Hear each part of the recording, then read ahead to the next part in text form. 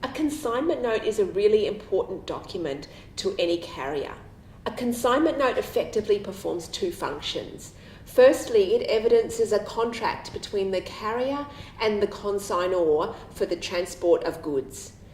It also will incorporate terms and conditions of carriage if the carrier has terms and conditions of carriage. It also functions at the other end as a receipt for goods because the receiver should be signing the consignment note in order to prove that the goods were actually safely delivered. A consignment note and associated conditions of carriage is very important. If you don't have any conditions of carriage, then the court will actually imply conditions into your contract. They will say that effectively you are under an obligation to use all due care and skill with respect to those goods and to safely transport them to their destination.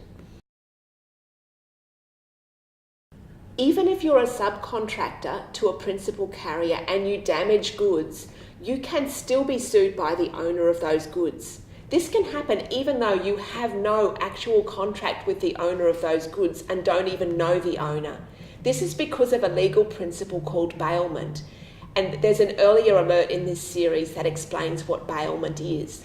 But effectively, if you're the subcontractor and you damage goods, the owner can sue you directly if you've been guilty of any negligence in transporting those goods.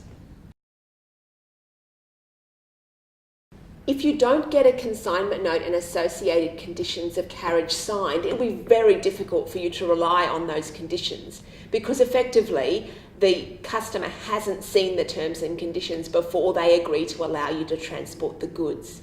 If you're regularly going to be doing work for a particular customer, or if you think there's a chance that you won't be able to get a consignment note signed at pickup, it's important that you do something about that before you take on the job. That might involve you getting a standard set of terms and conditions signed that apply to all the work that you're going to do for a particular customer over the entirety of your relationship.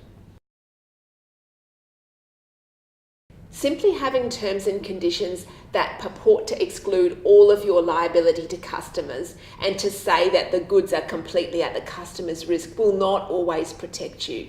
There are quite a few scenarios in which those sorts of terms don't work. There are also circumstances in which a court might say that that type of term is unfair within the meaning of the unfair contracts terms legislation. As well, courts have said that in some scenarios, a carrier can't rely on those terms and conditions where the carrier's behaviour was so reckless that they shouldn't be permitted to exclude their liability.